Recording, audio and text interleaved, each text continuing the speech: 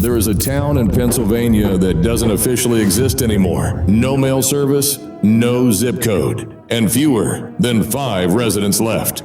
But underneath every empty street, an underground inferno has been burning continuously for over 60 years. This wasn't a war. It wasn't a bomb. It started over a $50 trash bill nobody wanted to pay. So how did one unpaid invoice turn an American town into a smoking, toxic ghost town? The very nightmare that inspired one of the scariest horror franchises ever made. In 1962, Centralia was a proud coal town of over 1,000 people, built directly on top of a maze of played-out mining tunnels.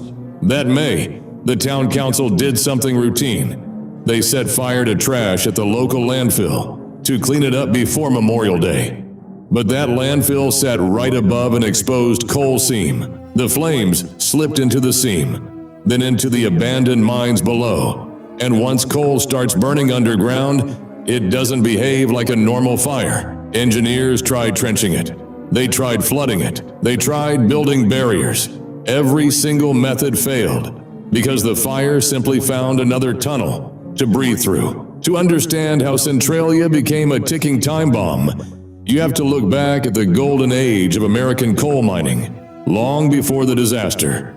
In the early 20th century, the earth beneath Columbia County was carved out like a giant, multi-layered honeycomb. Hundreds of miners worked day and night in suffocating darkness, extracting the anthracite coal that fueled the industrial expansion of the United States. To the corporations and the families who lived there, those dark tunnels represented infinite prosperity, secure jobs, and a way of life.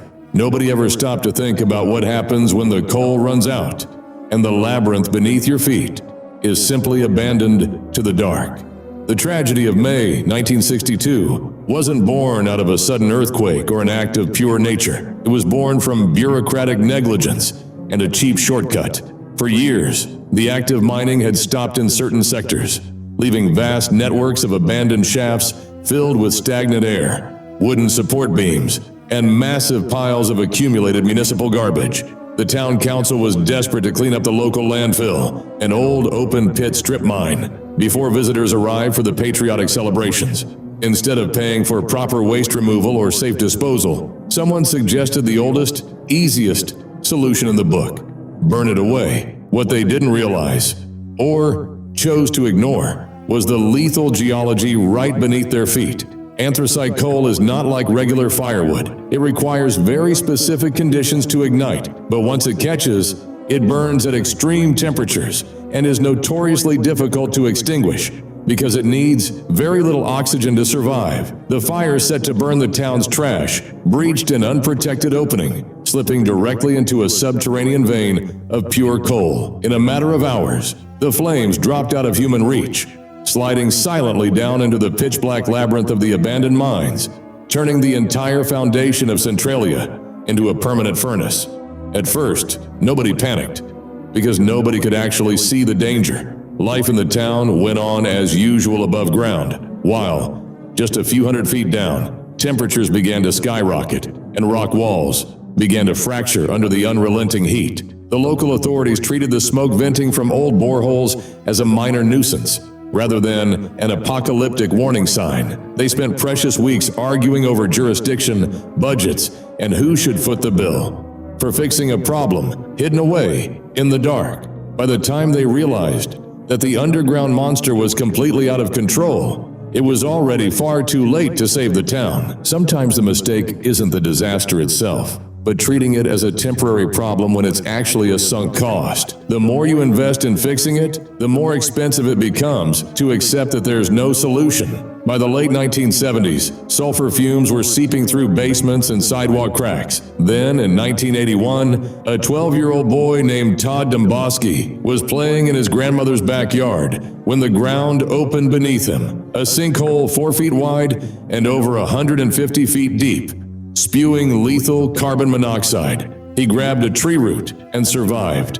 That single moment changed everything. As the years dragged on through the late 1960s and 1970s, Centralia became a living illustration of the sunk cost fallacy. State and federal agencies kept throwing money at superficial interventions, desperate to avoid the massive political and financial embarrassment of admitting defeat to a coal fire. Each failed mitigation project only depleted public funds while allowing the subterranean heat to expand its footprint beneath residential streets. The community was trapped in a bureaucratic purgatory, where acknowledging the full scope of the disaster meant admitting that the entire town had been built on top of an unquenchable, creeping catastrophe. By the late 1970s, the invisible threat beneath the surface could no longer be ignored or masked by official denial. The physical environment itself began to rebel against the residents. Sulfur dioxide and carbon monoxide gases, colorless and odorless killers, started seeping directly through the porous earth, flooding the basements of homes and killing household pets overnight. Homeowners would wake up to find their houseplants withered and dead from the strange heat radiating upward through concrete floors. People began keeping canary cages in their cellars just to test if the air was breathable before daring to go downstairs. The landscape itself transformed into a surreal, post-apocalyptic movie set long before Hollywood ever took notice. Wisps of toxic white smoke curled lazily out of giant cracks that split open public sidewalks, schoolyards, and backyards, turning children's play areas into steaming volcanic vents. Trees suddenly died from the roots up, their leaves crisp and brown in the middle of summer as the earth beneath them cooked. The air tasted of sulfur and burning sulfur compounds, causing chronic respiratory infections, headaches, and nosebleeds among families who stubbornly refused to abandon the only homes they had ever known. Yet, despite the toxic vapors and the creeping structural decay, life limped forward until a fateful afternoon in February 1981 shattered any remaining illusion of safety. 12-year-old Todd Domboski was hanging out in his grandmother's backyard when the ground beneath his feet abruptly vanished into a bottomless void. He tumbled headfirst into a yawning chasm that instantly choked his lungs with a lethal cloud of invisible gas. Had he not caught hold of a sturdy tree root dangling from the collapsing lip of the sinkhole, he would have been buried alive in a subterranean crematorium. That terrifying close call ripped away the last thread of denial, proving that Centralia was no longer just a failing town. It was an active death trap. In 1984, Congress approved over $42 million to relocate the town. Homes were bought, then bulldozed. By 1992, the state condemned every remaining property through eminent domain. The zip code was revoked. Population dropped from over 1,000 to single digits.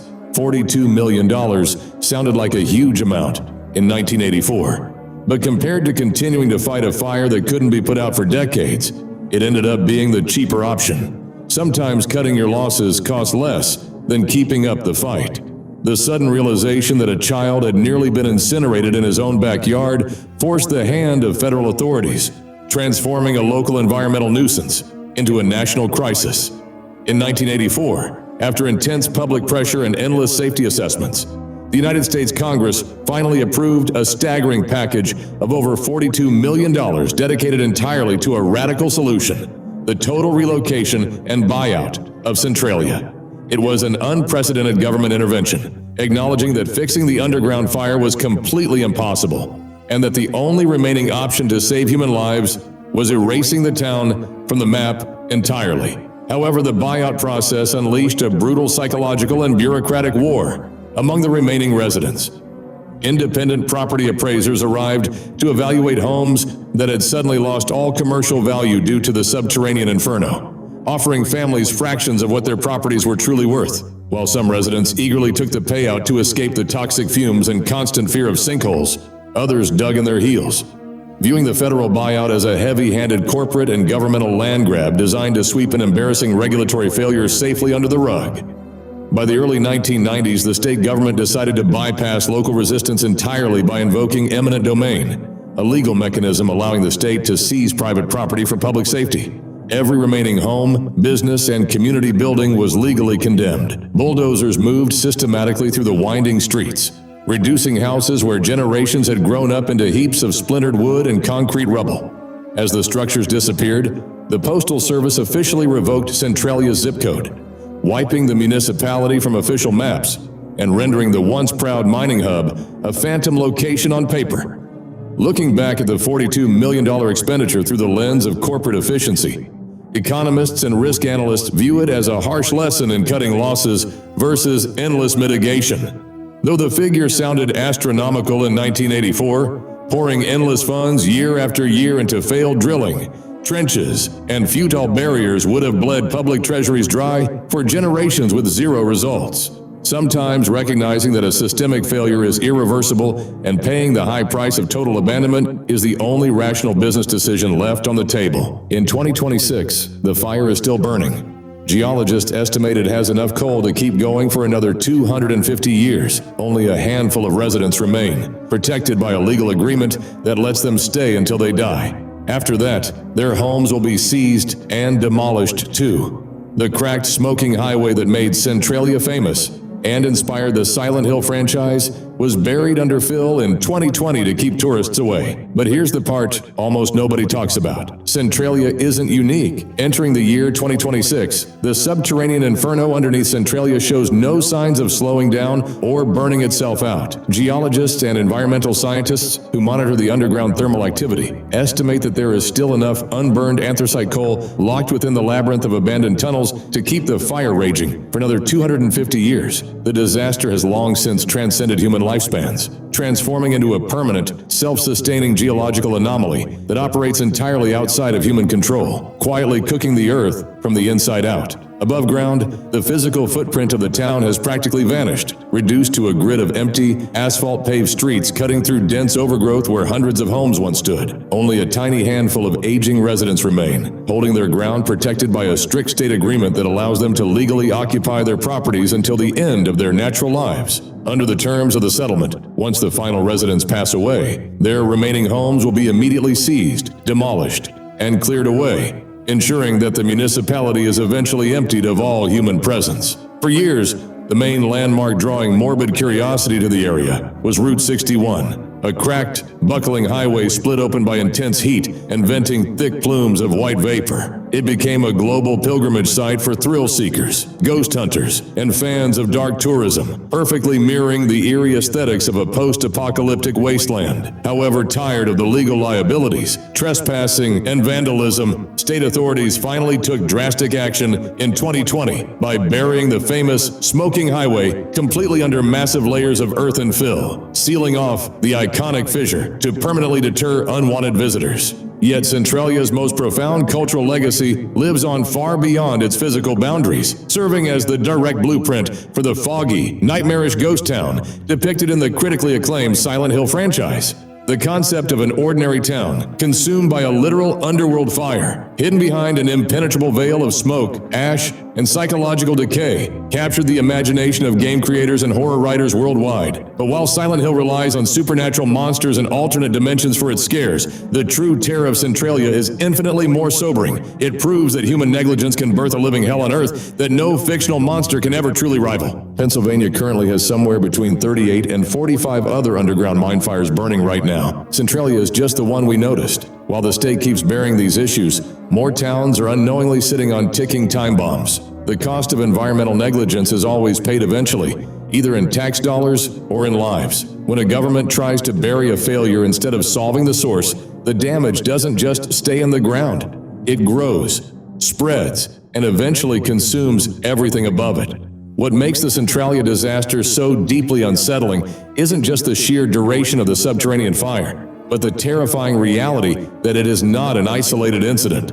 While the world fixates on the smoking ruins of Columbia County, the state of Pennsylvania is currently sitting on top of an extensive, largely unpublicized network of underground time bombs. Environmental agencies and mining watchdogs estimate that there are anywhere between 38 and 45 other active underground mine fires raging right beneath the surface across the state at this very moment, silently consuming coal seams hidden far away from public view. Centralia simply happens to be the most famous one, the anomaly that managed to break through the surface and capture global attention because it consumed an entire populated municipality. The rest continue to burn away in total obscurity beneath forests, rural highways, and quiet countryside, largely ignored by regulatory bodies until toxic gases force an evacuation or the earth suddenly collapses beneath an unsuspecting property owner. It is a grim testament to a systemic regulatory failure. When underground extraction ceases, The environmental debt doesn't magically disappear. It simply goes dark,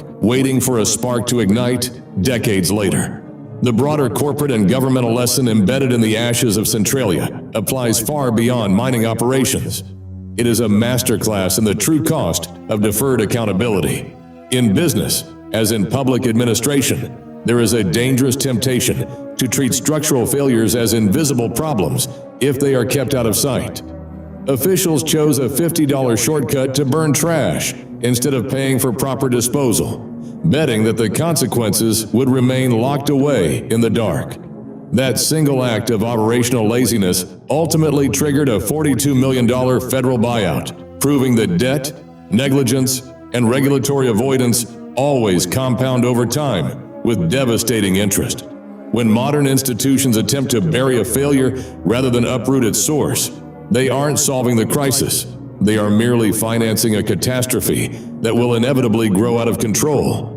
The toxic gases and fractured highways of Centralia teach us that what you choose to ignore beneath the surface doesn't stay contained forever. It expands, it rises, and eventually it consumes everything built above it. Until organizations learn that accountability is cheaper than total destruction, history will continue to repeat itself in smoke and ash. If you want to see more content like this, exposing corporate collapses and the biggest lies involving billions of dollars, share this video, subscribe to The Downfall, and hit the bell so you never miss the next collapse.